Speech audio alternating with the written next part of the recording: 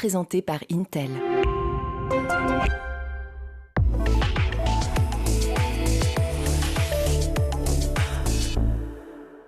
Bonjour à tous et bienvenue dans le Grand JT de l'éducation. Tout de suite le sommaire.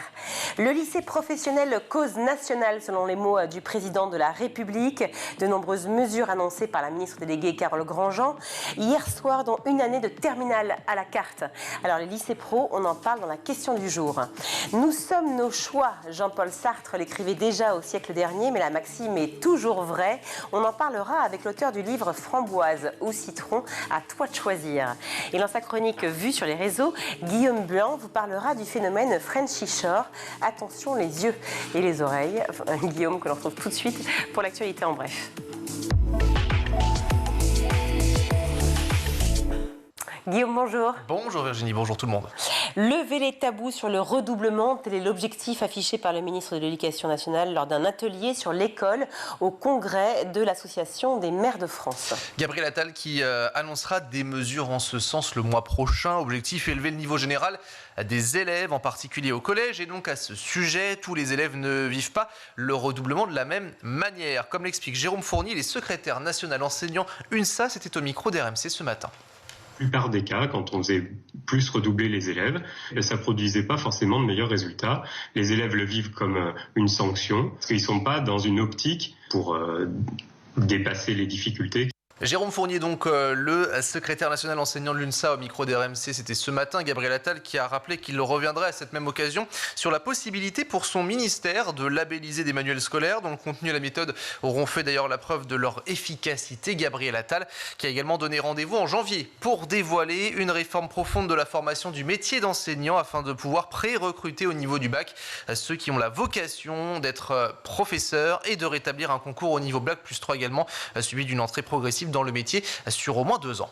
Gabriel Attal qui est en déplacement à Bruxelles avec un conseil des ministres de l'Éducation de l'Union européenne. Et sur la table de nombreux enjeux majeurs autour du numérique ou encore des systèmes éducatifs, mais aussi de la place des filles dans les filières scientifiques ou encore artistiques. Écoutez. Aborder un enjeu qui est particulièrement important pour nous en France et qu'on porte beaucoup au niveau européen, et je sais que c'est partagé par l'ensemble des pays membres, c'est la place des jeunes filles, des femmes dans ce qu'on appelle les filières STEAM et notamment les filières scientifiques, techniques, artistiques. C'est une priorité extrêmement forte que je porte pour le ministère de l'Éducation nationale en France et évidemment on veut porter aussi cet objectif-là au niveau européen. Depuis la Belgique et Bruxelles, donc le ministre de l'Éducation Gabriel Attal. Non loin de là, nous allons partir en Irlande avec cette information et 5 personnes qui ont été blessées, dont 3 enfants à la sortie d'une école. Ce sont les médias locaux qui nous rapportent cette information. Il s'agirait d'un homme qui aurait poignardé au couteau donc ces personnes. 3 enfants selon le dernier bilan qui reste pour l'heure provisoire. L'homme a toutefois été arrêté. Le motif reste encore à déterminer. La ministre déléguée à l'enseignement et à la formation professionnelle Carole Grandjean a détaillé la réorganisation de la terminale en lycée pro. Et le souhait de la ministre est de rendre l'année de terminale en voie pro plus modulaire pour les lycéens, selon qu'ils veulent notamment s'insérer dans l'emploi ou poursuivre leurs études. Dans le détail, en fait, à la rentrée 2024, l'année de terminale consistera en un tronc commun de 30 semaines découpé en 22 semaines de cours, 6 semaines de période de formation milieu professionnel dont l'organisation va rester modulable, puis 2 semaines d'examen qui se dérouleront fin mai. Il s'agit d'un stage aussi de 6 semaines s'ils souhaitent s'insérer dans l'emploi ou une préparation à la poursuite d'études centrée sur les matières fondamentales, la méthodologie ou encore l'autonomie. C'est ce qu'a ajouté la ministre qui précise que ce dispositif sera donc flexible. Un élève pourra également changer d'avis durant les 6 semaines et basculer en stage ou préparation à la poursuite d'études. Le lycée pro qui sera donc l'objet de la question du jour dans quelques minutes. Direction Le Mans où un faux terroriste a pénétré dans le lycée Sainte-Catherine, un exercice qui pose question. Les élèves avaient pourtant été prévenus en début d'année que des exercices de ce type auraient lieu, mais jamais personne n'aurait imaginé le vivre. Cela remonte donc à vendredi dernier, 9h30, lorsqu'un homme encagoulé est entré dans l'établissement en proférant des menaces à l'égard du directeur, notamment « je vais le tuer ». Ce faux terroriste était en réalité un membre de l'équipe éducative qui a pris son rôle très au sérieux. Une mise en scène qui a semé la panique dans l'établissement, notamment dans le hall où se trouvaient des dizaines d'élèves. élèves. Il y a eu des malaises, des cris, tout le monde qui a essayé de se cacher. C'est ce que racontent des élèves à nos confrères de France Bleu. Alors si le directeur reconnaît un timing un peu maladroit vu le contexte, il assume toutefois ce choix, car selon lui, ces exercices sont trop souvent pris à la légère. Cette année, la direction avait donc choisi de rehausser le curseur du réalisme et de la surprise. Les professeurs n'ont pas non plus apprécié cette méthode. On a des élèves qui l'ont très mal vécu, qui n'arrivent toujours pas à en parler, à expliquer l'un d'eux. Les élèves choqués ont d'ailleurs été reçus pour en parler par la vie scolaire, puis par la direction. Le chef de l'établissement précise qu'un bilan complet sera effectué. Un rendez-vous est d'ailleurs prévu dans la semaine avec un représentant du personnel pour évoquer ce sujet. Cette information qui nous emmène à Bobigny, en Seine-Saint-Denis, avec une découverte stupéfiante dans l'école primaire Paul Langevin. Et c'est un élève de CM2 qui a manipulé un petit pochon contenant environ 1 gramme de cocaïne devant ses camarades.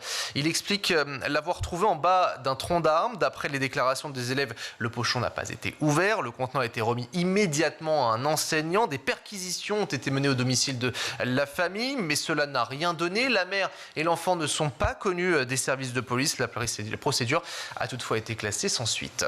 Enfin, les membres du jury national du prix Goncourt des lycéens 2023 ont livré le nom du lauréat 2023. 13 lycéens délégués nationaux étaient réunis à Rennes pour les délibérations finales à huis clos. Après plus de 2 mois de lecture assidue des 16 livres qui étaient en lice pour ce prix, les lycéens ont choisi de décerner le 36e prix Goncourt des lycéens à Neige Silo pour son roman Triste Tigre.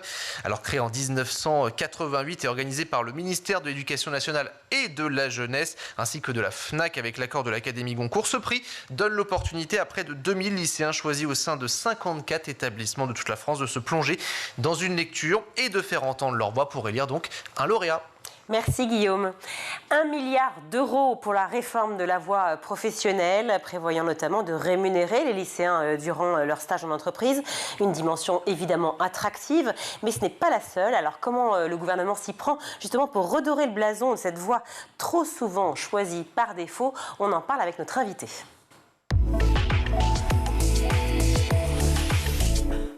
Je suis ravie de vous recevoir, Adeline Croyer. Bonjour. Bonjour. Merci d'être là. Vous êtes à la DGESCO, sous-directrice des lycées et de la formation professionnelle, ministère de l'Éducation nationale, de la jeunesse et des sports. Je disais en introduction, 1 milliard d'euros, c'est le coût donc, de cette réforme. Et donc, c'est un effort de 468 millions d'euros de la poche de l'État. Est-ce que ça a été facile de convaincre justement que le lycée pro était une urgence ? Eh bien, ça a été tout le travail qui a été mené par la ministre Grandjean, qui s'est vraiment emparée du sujet et qui l'incarne de manière très forte et très convaincue. Ses équipes de son cabinet ministériel et évidemment toutes les équipes du ministère derrière elle, puisque les chiffres parlent aussi pour eux. Ces élèves sont ceux qui ont peut-être le plus besoin de nous. Ils ont besoin de nous pour obtenir leur diplôme, pour être accompagnés à s'insérer, pour être accompagnés dans leur poursuite d'études. Donc l'idée, c'était vraiment, au regard des chiffres, de poser l'ambition. Et effectivement, 1 milliard d'euros, 400 millions sur en particulier l'allocation de stage qui est versée dès la rentrée 2023, cette rentrée, à tous les lycéens professionnels. Alors, à peine annoncée, cette réforme, aussitôt contestée, un appel à la grève est annoncé pour le 12 décembre pour exiger clairement, je cite, un retrait de cette réforme de la voie pro. Est-ce que vous comprenez ou pas cette réaction? Est-ce que vous pensez que c'est un mal français systématiquement de contrer, ou est-ce que vous pensez qu'il y a une vraie discussion à avoir aussi avec les syndicats? Alors, une discussion avec les syndicats, c'est évident, il en faut toujours une. Et d'expérience, elle apporte beaucoup. Là-dessus, pas d'état d'âme. Cette réforme, elle s'est faite à la fois vite. Pour autant, elle a été quand même pensée pendant des mois et avec une concertation très forte et d'envergure, où chacun a pu apporter sa pierre et poser des suggestions pour faire évoluer les choses. C'est certain que cette réforme, par certains côtés, peut déranger ou questionner, puisqu'elle remet aussi en cause à la fois des pratiques et des équilibres. Mais pris individuellement, chacun y trouve son compte. Et sur les mesures qui sont peut-être les plus délicates encore aujourd'hui, les choses sont encore en discussion et on espère non pas arriver à convaincre, c'est évident, mais au moins trouver le bon équilibre. Le souhait de Carole Grandjean est de rendre l'année de terminale en voie pro, je cite, plus modulaire pour les lycéens, selon qu'ils veulent s'insérer dans l'emploi ou poursuivre leurs études. C'est dans une interview accordée au Monde. Est-ce que finalement, c'est peut-être la vision générale du lycée professionnel qui pose problème à certains? Est-ce qu'il faut repenser justement l'école dans son ensemble et en particulier le lycée pro? Alors c'est bien ce que pose comme question cette évolution de l'année terminale qu'installe la ministre Grandjean. C'est l'idée de dire que cette année terminale finalement c'est un commencement de quelque chose d'autre, et que ça doit déjà s'aligner sur la projection qu'a le jeune dans son parcours prochain. Soit il veut s'insérer professionnellement, soit il souhaite poursuivre ses études. Cette approche renverse un petit peu ce qui était aujourd'hui la cible de cette année terminale, qui était l'obtention du diplôme en premier lieu. Là, on va plus loin. Évidemment, le premier objet de cette évolution de l'année terminale, c'est de consolider les savoirs fondamentaux, les maths et les français essentiellement, avec d'ailleurs une augmentation du volume horaire hebdomadaire sur une partie des semaines de la scolarité, une grosse partie, c'est sur 22 semaines. Mais après, elle donne le choix aux jeunes. Et c'est là que, finalement, les uns et les autres peuvent se retrouver, parce que cette demande de souplesse, elle a été exprimée à la fois par les personnels de direction, les enseignants avec lesquels on a pu travailler. Cette souplesse, elle réside dans un choix qui est donné aux jeunes. Il peut aussi revenir dessus, on sait qu'un adolescent peut changer d'avis.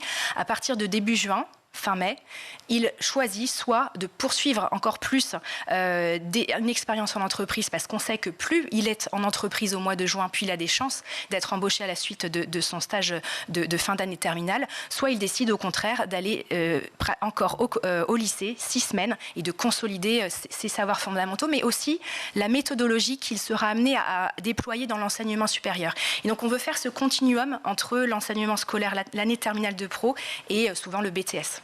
Alors, donc il y a 6 semaines de stage finalement qui sont en terminale en plus, donc ça fait 12 sur l'année, on est bien d'accord, sur les 2 blocs. Alors, 12 pour ceux qui ont choisi d'y aller, pour certains que 6. Le bloc commun, c'est 6 semaines. Donc, c'est 6 semaines, en tout cas, de stage, si jamais on choisit le stage, donc la voie plutôt en formation professionnelle, ou alors c'est 6 semaines, effectivement, de stage de façon impartie pour le premier bloc, et puis ensuite, effectivement, un choix de, je cite, consolider le niveau scolaire et culturel, finalement, des élèves. Alors là, ça pose une question quand même assez simple. Les stages sont payés 100 € par semaine. Ils sont donc rémunérés, et la plupart des élèves de lycée pro, on le sait, sont issus de familles défavorisées. Alors c'était aussi un autre sujet, et bien sûr on va y revenir cela, mais est-ce que c'est pas une façon de les pousser directement forcément vers l'emploi et donc vers les stages ? Moi, j'ai du mal à adhérer à ce discours qui effraie que ça serait l'argent qui serait le leitmotiv principal. On va justement tout faire pour expliciter, permettre que les enseignants aussi accompagnent les élèves et leur montrent ce que ça a comme plus-value d'aller dans cette voie-là, parce que ça leur permet de réussir aussi leur BTS après et d'accéder à un niveau de qualification qui est différent. Donc, c'est effectivement entre un calcul court terme et un calcul un peu plus long terme. Après, ce qui est aussi travaillé en ce moment, c'est effectivement un questionnement encore sur comment raccrocher ces jeunes qui vont faire ces 6 semaines-là, leur montrer l'intérêt de la chose, c'est vrai. Il y a une question autour de ça. Alors on comprend, je comprends très bien le principe, et tout le monde entend évidemment les propositions de choix et cette réforme qui est voulue, mais il ne faut pas non plus passer à côté de la réalité. La réalité, c'est quand même que tous ces jeunes ont besoin aussi de cet argent pour pouvoir se loger, se nourrir et autres. Et c'est vrai que dans certains territoires, il est encore plus compliqué pour ces jeunes de faire le choix effectivement des stages, car encore faut-il avoir cette possibilité de faire ce stage supplémentaire, ces 6 semaines supplémentaires. Comment peut-on faire pour les aider ? Déjà, je ne veux pas tomber dans le misérabilisme, donc je n'irai pas dans ce champ-là. C'est une allocation qui est nouvelle, qui s'installe, donc elle n'existait pas précédemment. Le territoire peut effectivement impacter la difficulté à trouver un stage, et c'est justement ça qu'on a voulu aussi régler avec une nouvelle mesure qui est celle du bureau des entreprises.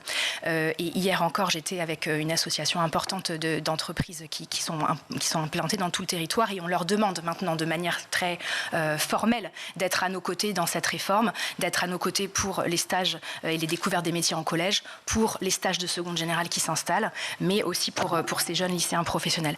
Le bureau des entreprises, c'est quoi ? C'est 1400 ETP mis sur la table par l'Éducation nationale, pour, dans chaque lycée professionnel, avoir une personne qui, pour les 2 tiers, vient du monde professionnel, donc sait comment travailler avec le monde économique, aller chercher des partenaires, faire réseau.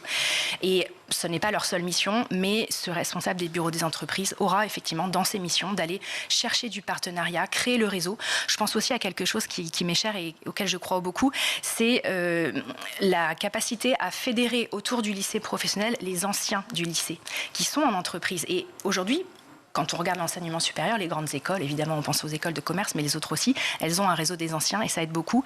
Il n'y en a pas en lycée professionnel, sauf cas particulier. Il faut qu'on s'inspire de ce qui se fait ailleurs. Je pense aussi aux compagnons du devoir, parce que c'est ça qui crée le cercle vertueux aussi de stages plus intéressants et qui sortent parfois aussi de l'environnement proche du jeune. Donc en gros, pour vous, ces stages seraient un tremplin finalement à la pré-embauche ? Ah oui, ça c'est un pari qu'on fait, hein. C'est ce que nous disent aussi les professionnels. Là pour l'instant, l'année de terminale, les stages pouvaient être maillés de différentes manières au cours de l'année selon une organisation propre de l'établissement ou d'autres facteurs. Le pari qui est fait, c'est de se dire que si les jeunes sont au mois de juin en entreprise, ils ont effectivement plus de chances d'être reconnus dans ce qu'ils ont pu apporter à l'entreprise pour être embauchés. On sait que les embauches se font soit au courant de l'été, soit début septembre. J'ajoute peut-être un autre élément sur l'insertion professionnelle. La ministre Grandjean en parle à plusieurs reprises. On a fait un événement avec elle et plus d'une centaine de professionnels qui sont venus entendre ce qu'elle avait à dire à ce sujet. Une ambition autour des formations après le CAP et après le bac pro, de formations courtes, ce qu'on appelle les +1, soit post-CAP, soit post-bac pro. L'idée, c'est 16 semaines de cours, 16 semaines de stage qui viennent spécialiser le jeune dans un secteur professionnel très particulier et qui aident à son insertion. Ça n'est pas simplement un pari au débeauté, c'est validé dans les faits et par les chiffres, par le CEREC, le Centre d'études et de recherche en qualification professionnelle, qui nous montre, parce qu'il a fait un suivi de cohorte très large, que les jeunes qui, après un CAP ou un bac pro, font ces spécialisations-là, ont plus 20 points dans leur insertion professionnelle. Donc ce que nous souhaiterons maintenant, c'est à la fois ouvrir plus de places dans les formations qui existent, mais aussi écouter les secteurs professionnels qui, maintenant qu'on a montré cette réforme et son ambition, viennent vers nous. Moi, j'ai des grands groupes, des fédérations professionnelles qui maillent le territoire, qui me disent « Eh bien, moi, là, votre bac professionnel, métier de l'électricité, pâtissier, il me plaît, les jeunes sont bien qualifiés, mais... » S'il y avait une spécialisation dans tel et tel domaine, maintenance des pompes à chaleur, maintenance des véhicules électriques, eh bien, ça serait encore mieux. Donc, c'est un vrai travail de maillage entre les rectorats, les entreprises locales, si je comprends bien, et aussi, évidemment, les lycées pro. Tout à fait. Une vraie discussion. Exactement, une discussion qui se crée à plusieurs étages. On a lancé cet été la dynamique formelle, mais un nombre important déjà de régions académiques le faisaient. L'idée, c'est que chaque lycée professionnel, qui sont déjà largement ouverts sur leur territoire, exprime ce qu'ils ont pu entendre comme attente, que les sous-préfets, les bassins d'emploi, évidemment les régions académiques, le conseil régional qui a la main sur l'évolution de la formation initiale scolaire, entendent ces besoins-là et en cohérence décident d'évolution de carte.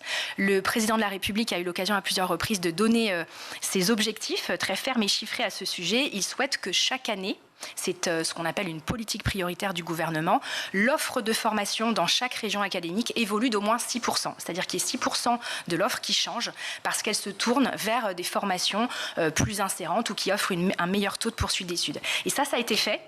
Et chaque région académique vient de rendre sa copie, ses intentions d'évolution qui doivent encore être discutées avec les conseils régionaux. Et on est largement dans les chiffres, les objectifs qui nous ont été donnés. Et d'autres formations qui pour autant seront remises en question peut-être parce que plaisent moins aux étudiants?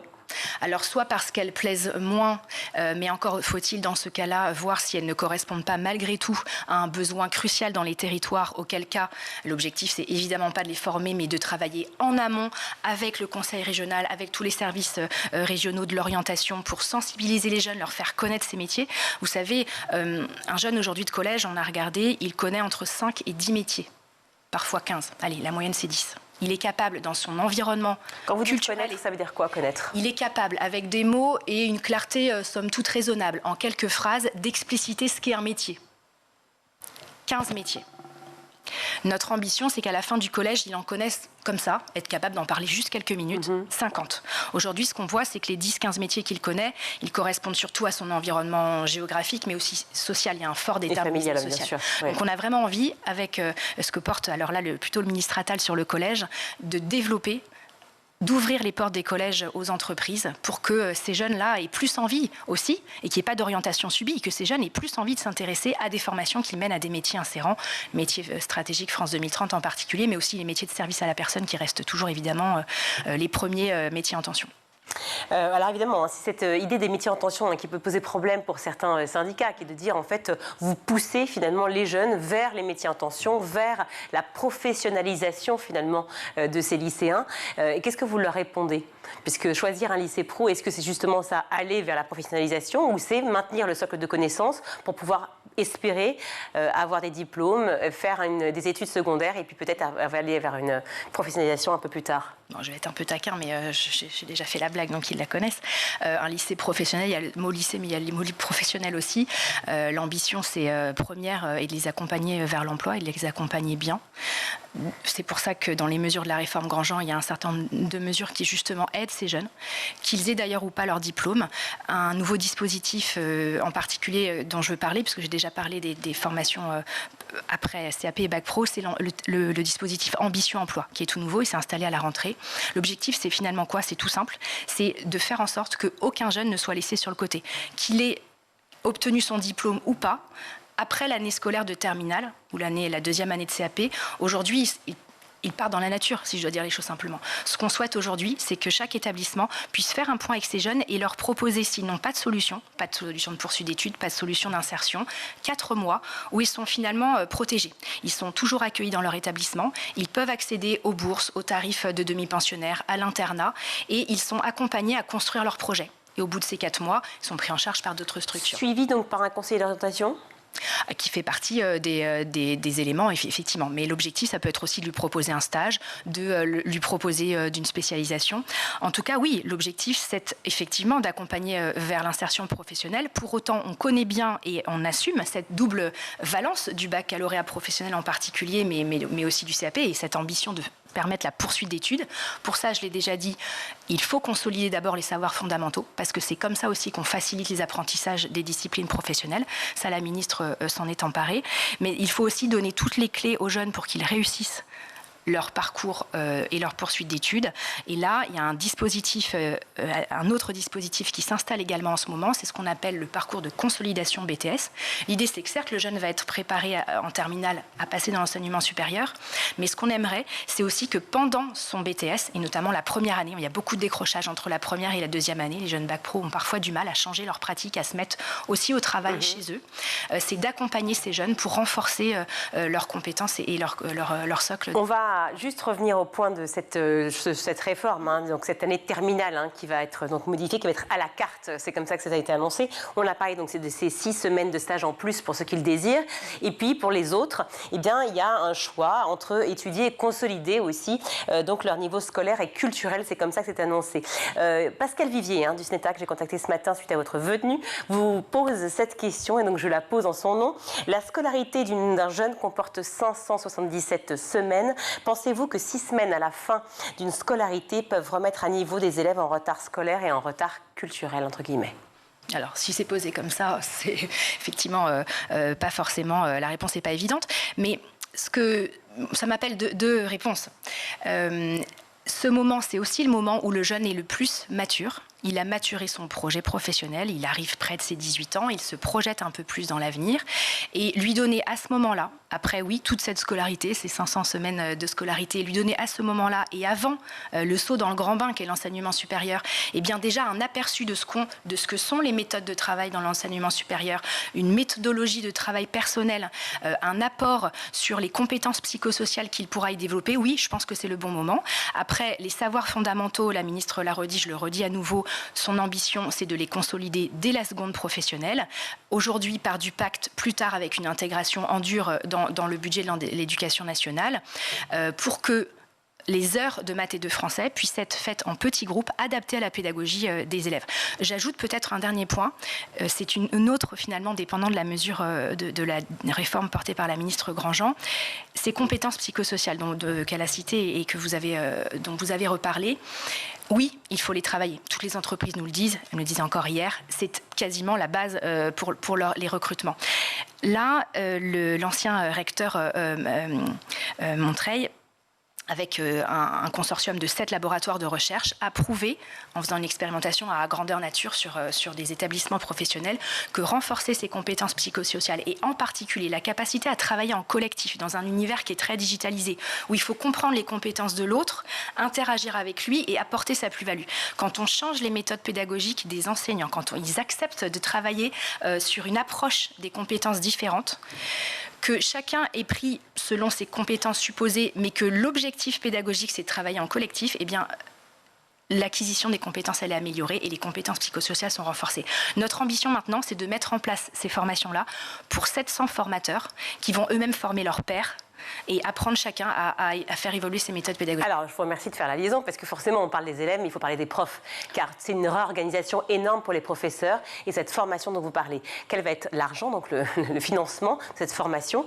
Et puis, comment vont se réorganiser justement? Parce que l'augmentation du temps passé à la fois en entreprise pour ces élèves et aussi l'augmentation du volume horaire des cours à la fois pour le premier bloc puis le deuxième bloc de cette année de terminale, on l'aura compris, qui se passe sur donc 2 moments précis. Comment ça va se concrétiser pour eux?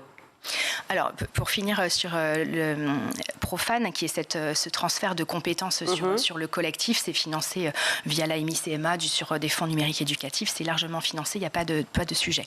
Pour le reste, nous avons travaillé sur l'année de terminale, mais là, à nouveau, on ne parle que des terminales de baccalauréat professionnel. Il y a aussi parce que c'est l'actualité qui nous... Et avec plaisir, on parlera de tout le reste après. Voilà, pour l'instant, c'est vrai que l'actualité, elle est sur le point de cette réforme qui a été annoncée, évidemment, là, il y a quelques heures, quelques jours. Et puis, cette idée, effectivement, de cette terminale à la carte. Il faut que tous les gens qui nous suivent puissent comprendre ce qui va s'opérer. Alors, attention, à la carte, il y a quand même ce bloc commun des 30 premières semaines. C'est comme ça que c'est appelé, sur mesure ou à la carte. Parce qu'en évoqué fait, alors, à la fois par Emmanuel Macron et à la fois par Caroline Grandjean. La ministre parle aussi d'un parcours en Y, ce qui veut bien dire qu'il y a une branche commune qui est assez large, qui est de 30 semaines, 22 semaines de cours communs, 6 semaines de PFMP et 2 semaines d'examen. On arrive donc à fin mai avec tout ça. Plus 3 mois. Les 6 semaines. Les 6 semaines, pardon, oui. Différenciées. 1 mois et demi, oui. Le travail qui a été fait, il a été fait quasiment à volume constant. Il a été fait en faisant des choix, en écoutant aussi les conclusions des bilatérales que le cabinet de la ministre a menées avec chacune des organisations professionnelles qui nous ont amenés dans un volume horaire contraint malgré tout. Les jeunes aujourd'hui de baccalauréat professionnel ont plus d'heures que leurs petits camarades de lycée général et technologique. Donc il ne s'agissait pas qu'ils fassent plus d'heures que leurs parents et monter à 35 heures. On a donc joué dans un volume horaire entre 30 heures et 31h50, ce qui veut dire que finalement il y a beaucoup de vases communicants qui ont été réalisés de manière malgré tout assez raisonnable, mais toujours dans l'idée de favoriser maths et français. Le reste, c'est encore soumis à discussion, donc je ne souhaiterais pas dévoiler la suite. Je rencontre d'ailleurs les organisations syndicales demain pour en parler avec elles. Il y a encore des ajustements à la marge qui sont possibles. Ce que je peux dire à ce stade, c'est que si on parle en particulier des 6 semaines, ce parcours différentiel à la fin où les jeunes qui choisiront d'affûter leurs compétences pour garantir, en tout cas asseoir leur réussite dans les études supérieures. Ces 6 semaines-là, il faut encore qu'on les construise avec bien sûr l'inspection générale, mais aussi, moi je suis toujours, je vous le disais en préambule, je suis toujours preneuse des retours des personnels enseignants qui connaissent leurs jeunes et qui ont des suggestions à faire à ce sujet. Cette période-là, elle sera faite avec les enseignants qui le souhaitent. Elle pourra être faite soit avec une approche très disciplinaire, soit pour ceux qui le souhaitent en pluridisciplinarité, entre un enseignement de maths et un enseignant de matière pro, entre un professeur méthodo et un prof d'anglais. Tout ça est ajustable. Les heures sont là, donc on n'a pas d'inquiétude à ce sujet. Dernier point, il nous reste quelques secondes, enfin toute petite minute. Je disais, cette réforme a un coût. La mise veut renier sur l'accompagnement personnalisé, le fameux chef-d'œuvre qui ne parle pas forcément à tout le monde ne sait pas ce que c'est, et la co-intervention qui était quand même 3 piliers de la réforme Blanquer. Alors je sais qu'une réforme en chasse une autre, mais c'est toujours compliqué dans la tête des gens de pouvoir comprendre, de nos citoyens, de pouvoir comprendre clairement en quoi ça consiste et pourquoi on rogne ça. En quelques secondes, pardon, mais c'est comme ça. En quelques secondes, puisque à nouveau, le texte n'est pas encore paru, donc je ne m'exprimerai pas avant la parution au journal officiel et c'est bien normal, ça serait une erreur de ma part. Simplement dire que ceux qui se sont exprimés ont été écoutés en partie. Il y avait une question en particulier sur la co-intervention et son caractère quasiment impérieux. Donc ça a été réfléchi et pris en compte. Et puis le chef-d'œuvre qui, pour certains, était difficile à mettre en œuvre dans certaines filières. Je pense aux filières commerce ou service à la personne. Et donc on a finalement toute cette évolution de l'année terminale, elle donne plus de latitude, plus d'ouverture pour faire aussi en fonction des envies de l'équipe pédagogique et des besoins des... Et de maintenir, le volet orientation, qui était un des volets essentiel, ce qu'on appellera maintenant le soutien au parcours, parce que les jeunes de terminale, il faut qu'ils choisissent dans Parcoursup, il faut qu'ils choisissent ce fameux choix du parcours en Y. Donc oui, ils ont besoin d'être accompagnés, clairement. Merci beaucoup, merci. D'avoir été avec nous, Adeline Croyer. Vous êtes donc, je rappelle, sous-directrice des lycées et de la formation professionnelle, ministère de l'Éducation nationale, de la jeunesse et des sports, DGESCO. Merci beaucoup d'avoir été avec nous. Merci. Merci. On marque une courte pause, on se retrouve.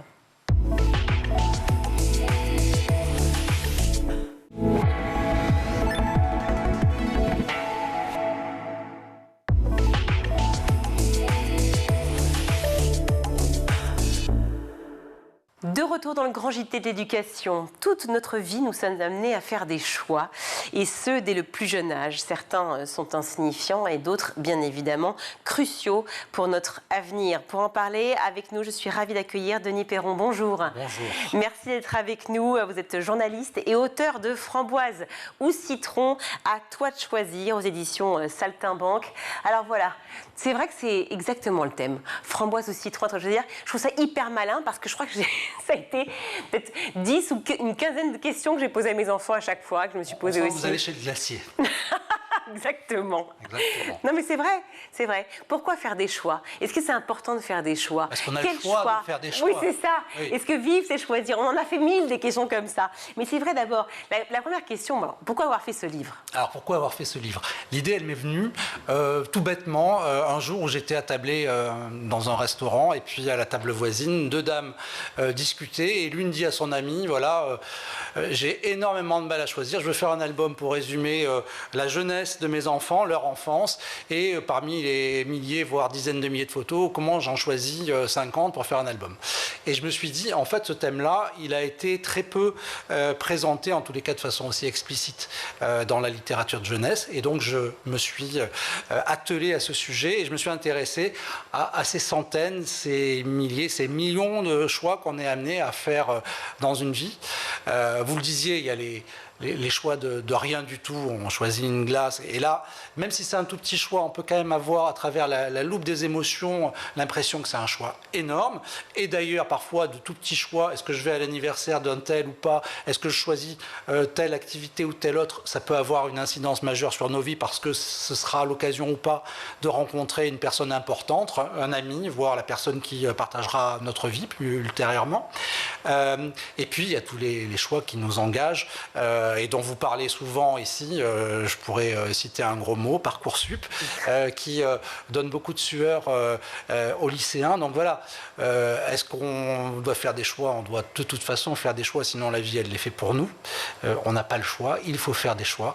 C'est peut-être l'occasion ou jamais, effectivement, vous citez Parcoursup, c'est le moment justement où les jeunes ont toujours été face à la notion de choix, de toute évidence. Effectivement, vous le dites pour des choses insignifiantes, mais effectivement, pour l'orientation. Et l'orientation, en fait, par Parcoursup, ils l'ont souvent dit, ce n'est pas moi qui le dis, c'était de faire des choix par défaut, ce qui n'est pas la même chose.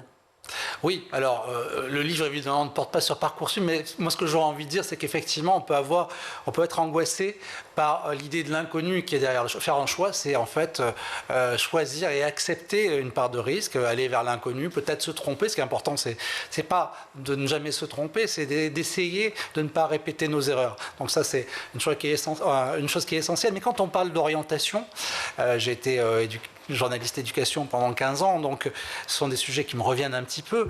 On dit toujours, il faut commencer à évoquer les sujets d'orientation bien avant que se posent les choix, c'est-à-dire dès le primaire, voire la maternelle, et peut-être qu'il y a quelque chose de l'ordre de l'éducation au choix qui pourrait intervenir.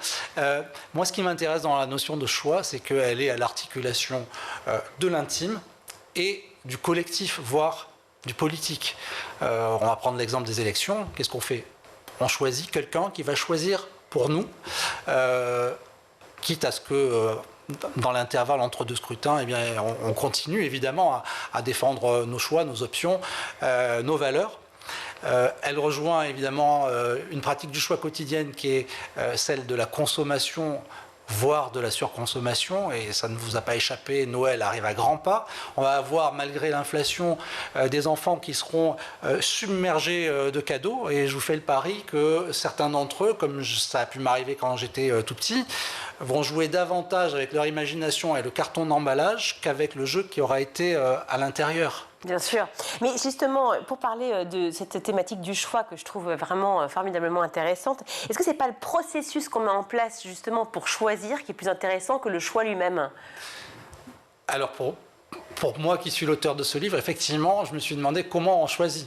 Et donc c'est à la fois avec la tête, avec le cœur, en soupesant le pour, le contre, et puis en acceptant encore une fois de se tromper. Et en y mettant une forme d'optimisme. Il faut que ça aille. Et puis, il faut aussi accepter, et ça c'est important, que dans la vie, on soit amené à faire de mauvais choix. C'est ça, choisir, c'est prendre des risques. Et regardez, c'est juste là, en acceptant d'avancer vers l'inconnu. Et oui, avec cette fabuleuse illustration. Quel illustrateur?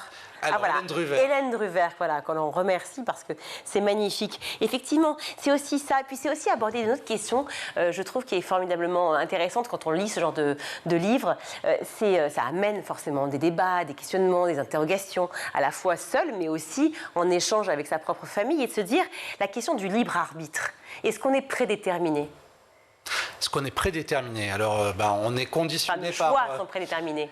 On est conditionné par notre environnement, par notre psychologie, mais effectivement, on a toujours le choix de faire un petit pas de côté. Donc, Sartre ne dirait pas ça.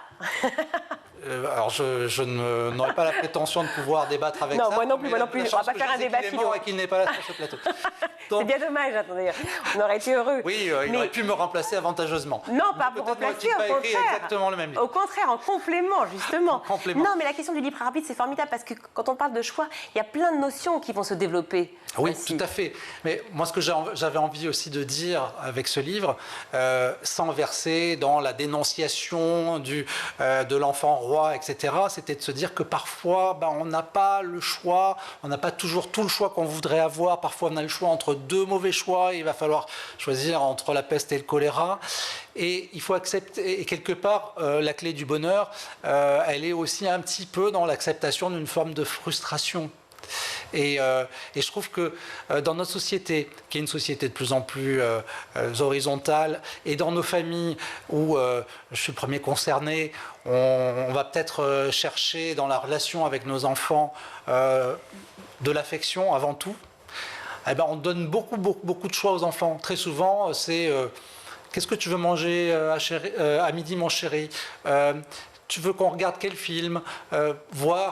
T'aimerais aller où en vacances? Alors, il y a un moment donné où il y a effectivement le libre arbitre qu'on doit accepter, qu'on doit exercer, et puis accepter que finalement on n'a pas toujours toute la latitude et que les autres aussi choisissent, voire que des parents c'est le principe de l'éducation, c'est ce que vous voulez dire. Oui, tout voilà, simplement. ça sonne un peu vieux. C'est un peu le principe de l'éducation résumé, mais on a parfois tendance à... C'est le principe de l'éducation, non, c'est bien de le rappeler quand même. Mais en revanche, là où ça devient intéressant, c'est peut-être d'arriver à distinguer ce qu'est un choix et une décision. C'est-à-dire qu'un choix qui, donc, a priori, serait mûrement réfléchi, qui serait rationnel, et une décision qui peut se faire à la hâte, qui n'a pas forcément de conséquences, qui en a une, mais en tout cas qui se fait sur l'instant. Oui, ce que vous dites là, en fait, ça évoque ce que m'avait dit un jour Philippe Mérieux, que vos téléspectateurs connaissent très bien, voilà, qui dit en fait, quand votre enfant vous demande quelque chose, une bonne façon de réagir, c'est de lui dire « Attends,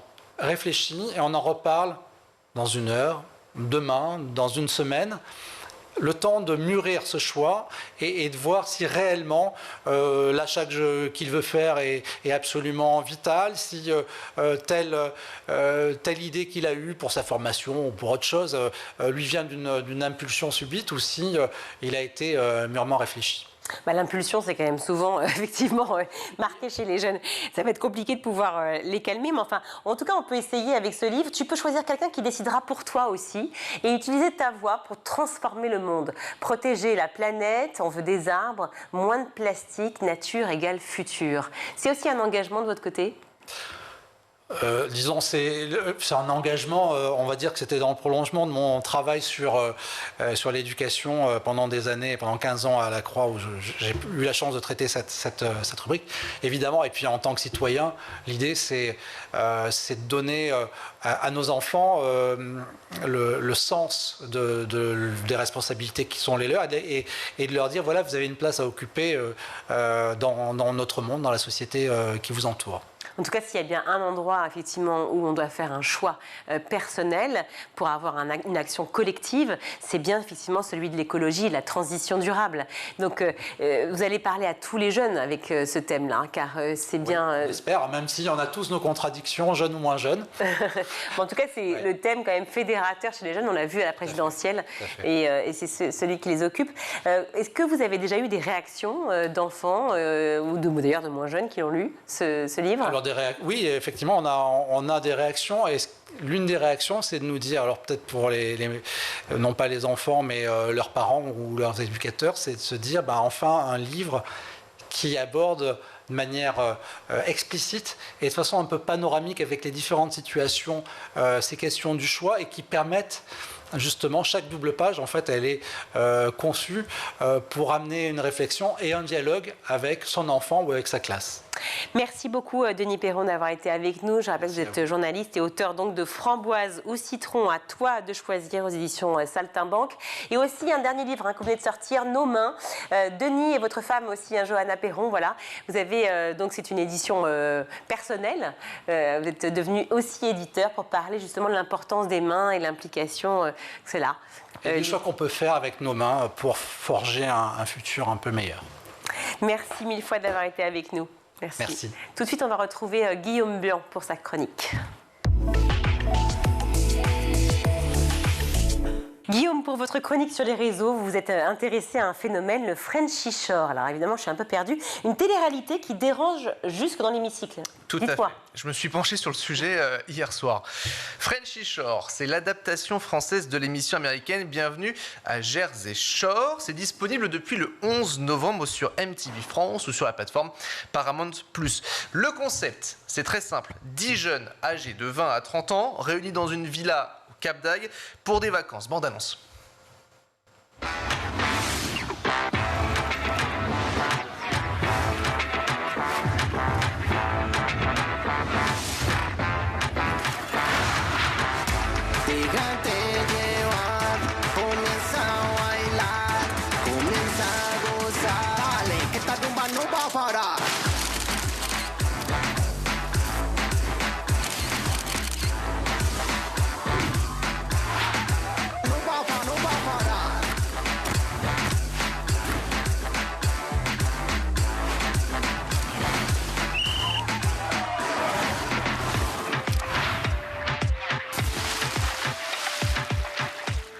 Alors oui, évidemment, il y a tout, il y a tout. C'est le cliché total, tout est à peu près réuni, effectivement. Même l'affiche en elle-même est parlante. Oui, l'affiche, elle est parlante, au programme de l'alcool, du sexe, sans censure avec les parties intimes simplement floutées, une gêne qui est inexistante, le tout sans barrière de visionnage, ce qui donne lieu à des moments d'une vulgarité extrême, comme lorsqu'un candidat déclare que son but, je ne fais que citer, c'est de les baiser toutes. Sans oublier les danses, les positions plus que suggestives des unes des autres, qui sont tout simplement omniprésentes dans cette émission. En fait, le problème, c'est pourquoi ça existe, en fait. Bon, mais là, c'est mon côté un peu négatif. Non, alors d'accord, donc le concept, on l'a compris, oui. Mais quel est le problème, finalement, à l'hémicycle ? Le problème, c'est l'accessibilité, en fait, de cette réalité. Alors, si la regarder sur Paramount+, nécessite un abonnement, on peut la regarder sur MTV France, car ça n'est pas le cas. Elle est disponible, cette chaîne, sur les box. À l'origine, l'émission était déconseillée aux moins de 12 ans, mais désormais, il y a un message qui apparaît avant le début du programme, précisant donc qu'il est interdit aux moins de 16 ans. Il y a ce message, il contient un langage, des scènes et des références sexuelles qui peuvent choquer les jeunes téléspectateurs. Regardez. C'est vrai que t'as une belle vis. Il a le zizi qui se transforme en rouleau à pâtisserie. Et là, j'ai qu'une envie, c'est vraiment d'être un trou et qu'il soit une pioche et qu'il me ratiboise l'orifice. Et encore, là, on a pris un passage diffusable. Je tiens à préciser, car il existe des passages où c'est un peu plus compliqué. On le rappelle, moins de 16 ans, donc certaines parties ne sont pas floutées. Là aussi, sur les réseaux sociaux, 2 salles, 2 ambiances. Certains sont choqués, un peu comme Virginie en ce moment. Et puis d'autres, ont accroché. Ils attendent même les épisodes les uns après les autres. Un engouement que le producteur explique par le fait que l'émission est le reflet d'une partie de la génération Z. L'homme qui ajoute que ces jeunes gens sont hyper touchants, chacun se fera son avis, et ils ont été très respectueux également durant le tournage. Telle est la réaction donc du producteur. Oui. Ok, mais cette émission est arrivée sur les tablettes de l'Assemblée nationale, si j'ai bien compris. Tout à fait. C'est l'auteur d'une proposition de loi qui vise à instaurer une majorité numérique à 15 ans, nécessaire pour s'inscrire sur les réseaux sociaux, qui a donc pris en exemple cette télé-réalité. L'objectif, c'est de protéger les plus jeunes des contenus haineux, fausses informations et autres risques de l'exposition prématurée à ces plateformes. On va écouter justement le député de la Corse du Sud, c'est Laurent Marcangeli, il est le président du groupe Horizon. Chaque jour, les réseaux sociaux sont submergés par des contenus de plus en plus violents, erronés et indécents. C'est une véritable course contre la montre pour préserver la santé mentale de nos enfants qui est engagée. Je prendrai l'exemple de la dernière émission de télé-réalité qui inonde les réseaux sociaux, Frenchy Shore. À la limite de la pornographie, elle verse dans le trash et la vulgarité permanente.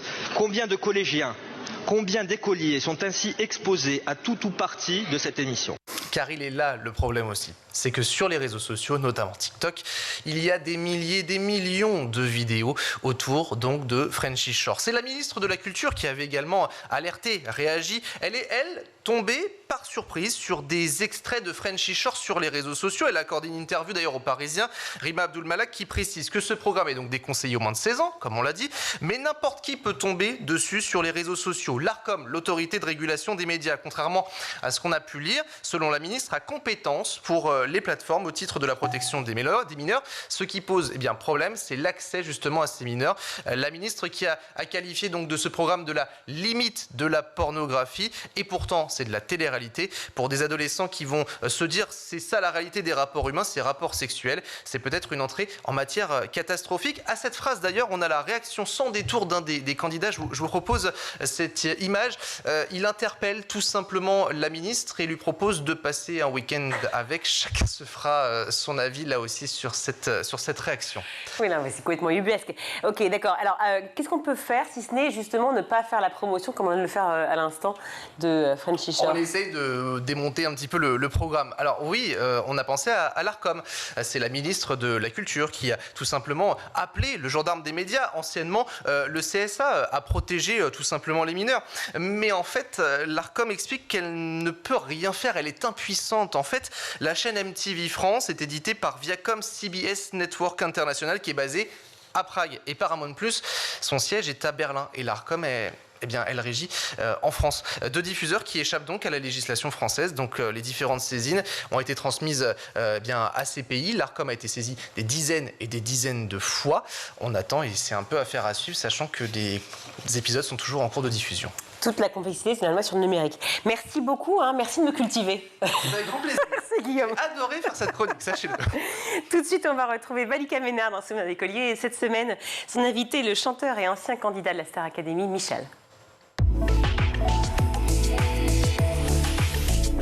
Et comment tu intègres l'émission? Tu passes un casting classique? Oui. Le casting classique qui a duré très longtemps, ça a duré quelques mois parce que à l'époque, il n'y avait pas les réseaux sociaux, et tant mieux. Je suis très heureux d'avoir vécu cette aventure sans tout ça.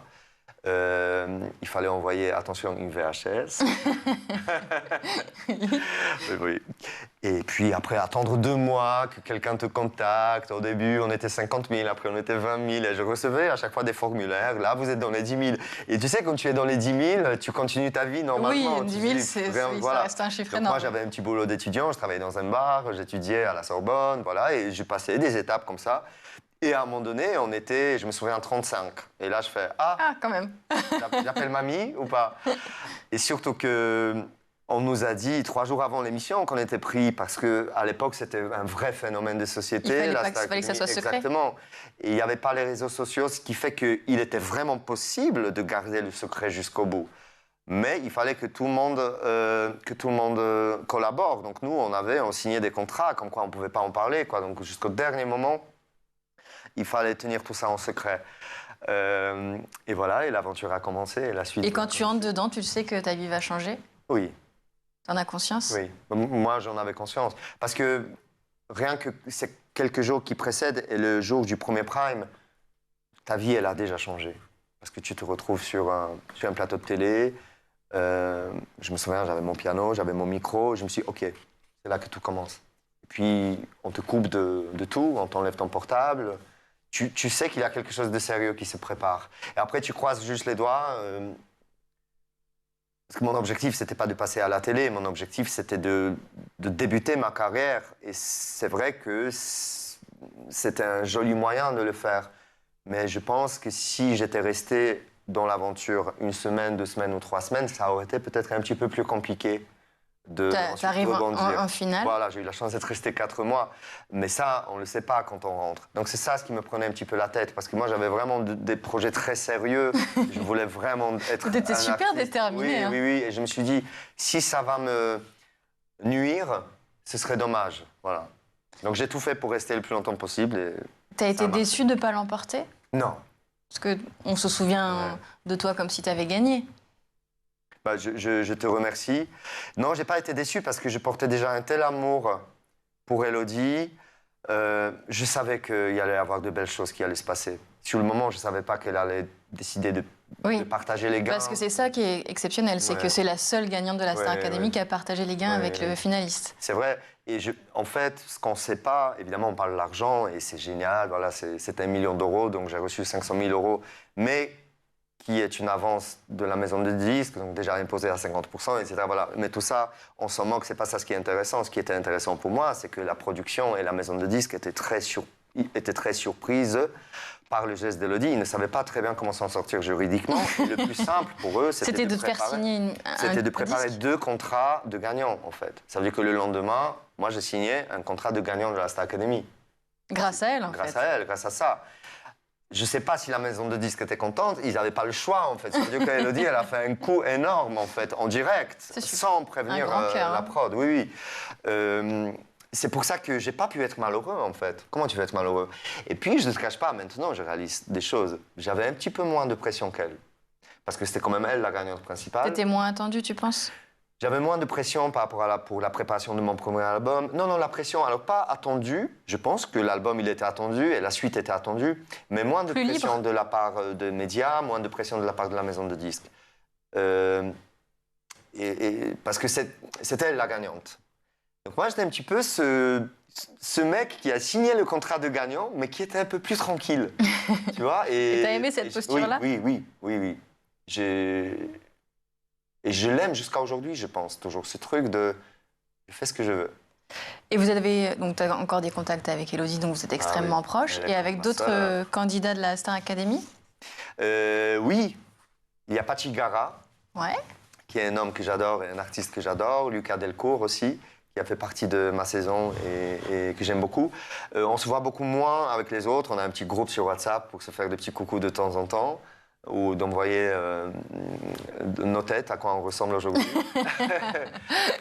Ça va. Sais qu'on est, oui. Je sais qu'on est liés à jamais, mais ça ne veut pas dire qu'on est les meilleurs amis du monde. Tu sais, c'est une sorte de colonie de vacances où on travaille énormément, attention. Où tu sais, à la fin, tu te dis « Waouh, mais on va être toujours ensemble, on va faire des trucs. » Et après, chacun prend son chemin, chacun fait sa vie. Et certes, moi, j'ai surtout gagné une sœur, qui est Élodie, et quelques copains. Mais on ne va pas dîner tous les 16, tous les vendredis soirs depuis 20 ans. C'est déjà la fin de ce numéro. On se retrouve demain pour la suite de Souvenirs d'écoliers. Je serai toujours en compagnie de Michal. Au-delà du vocabulaire, la lecture développe tout un tas de soft skills. On parle de l'imagination, de la concentration, de l'esprit critique et de l'empathie. Le livre aurait donc des super pouvoirs qui ne sont pas tout à fait aujourd'hui assez exploités dans leur forme physique en papier, c'est ça? Alors le livre, bien sûr, il a des super pouvoirs absolus pour les enfants. Vous l'avez dit, ça a un nombre de bénéfices très très bien documentés par la science, par la recherche sur l'acquisition du langage oral et écrit, du vocabulaire, d'une réflexion sur la langue, mais aussi sur l'empathie, l'imagination et la connaissance, parce qu'un livre, c'est aussi un véhicule d'apprentissage implicite ultra puissant.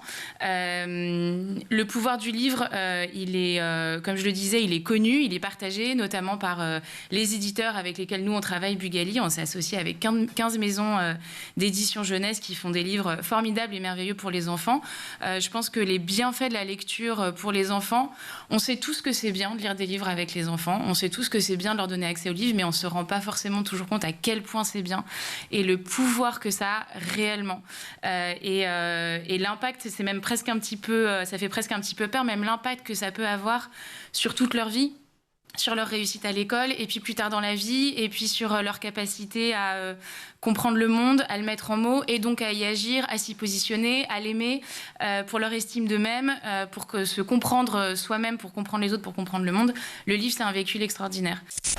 Parmi les dispositifs permanents mis en place, la plateforme L'Explorateur de métiers. Oui. Qu'est-ce que c'est ?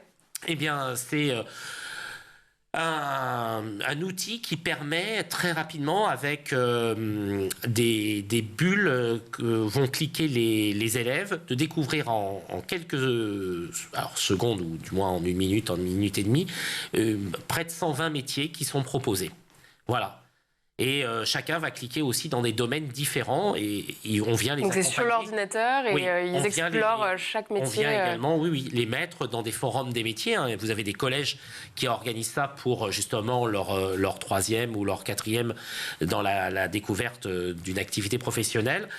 On fait venir, effectivement, ils font souvent venir des parents pour expliquer leur métier. Ils font venir tout ce qui va être force de l'ordre, l'armée, des choses comme ça. Et puis là, autour d'un ordinateur, et on sait que les jeunes sont très attirés par tout ce qui touche à l'informatique, vont pouvoir découvrir en quelques minutes, en quelques clics, des métiers qui sont des fois plus difficiles à faire venir un intervenant.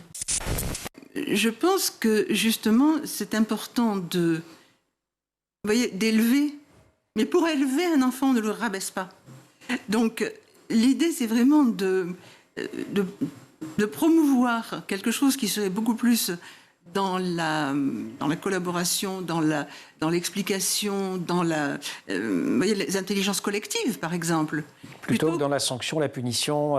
Et puis l'obéissance à la soumission, l'apprentissage de la soumission. L'apprentissage de la soumission. Parce que de ces convictions découlent un certain nombre de principes d'éducation. Vous l'avez dit, vous préférez parler d'éducation structurante, vous parlez également d'éducation constructive dans le livre, si mes souvenirs sont bons, plutôt que d'éducation positive. Et ça passe notamment par le fait de ne pas punir. Et ça, c'est très dur parce que, et vous le rappelez, il y a tout un passage historique, on l'a fait pendant des siècles.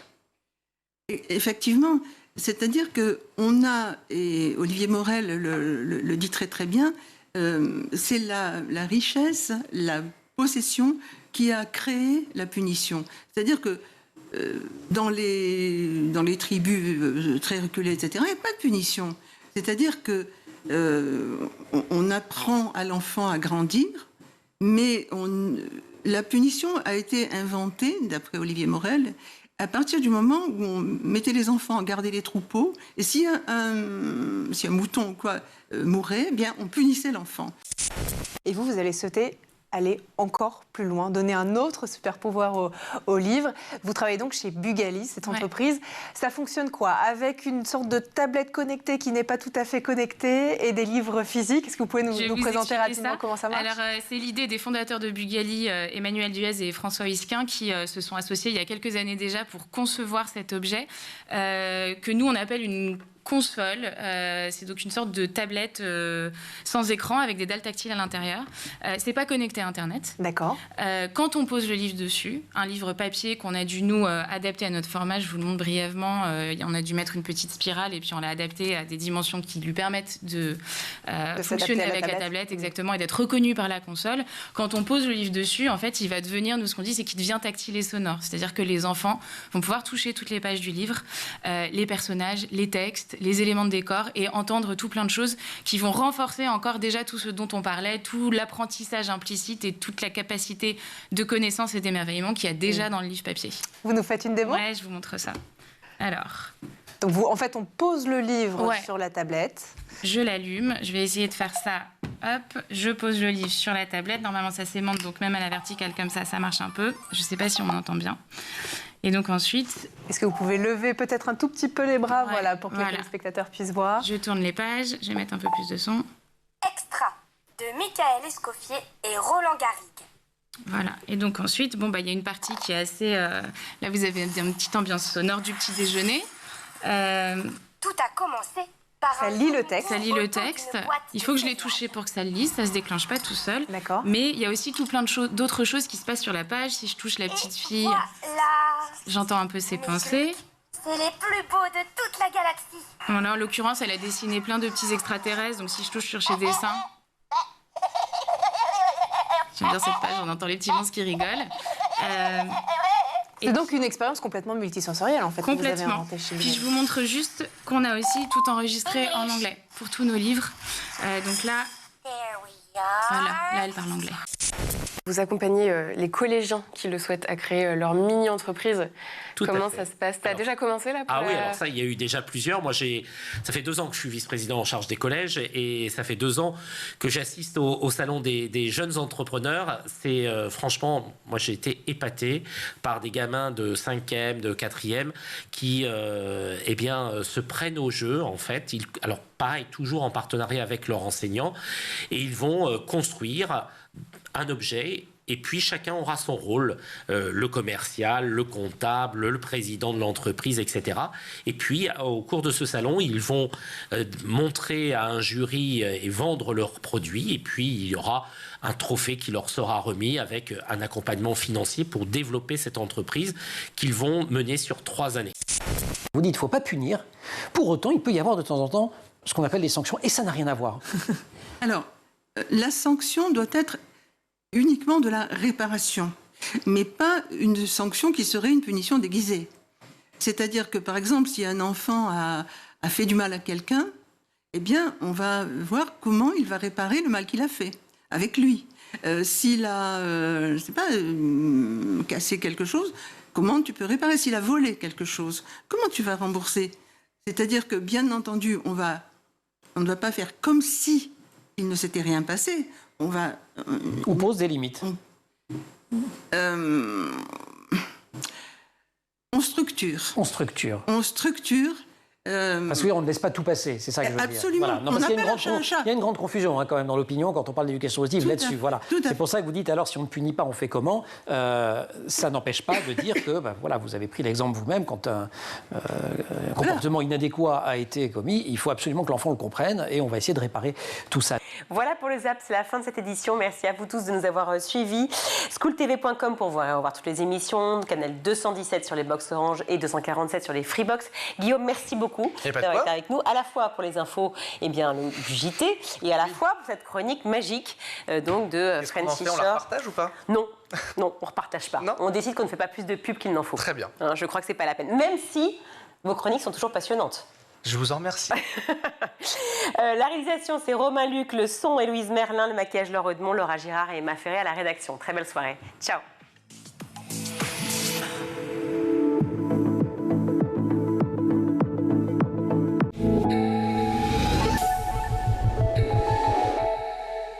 Ce programme vous a été présenté par Intel.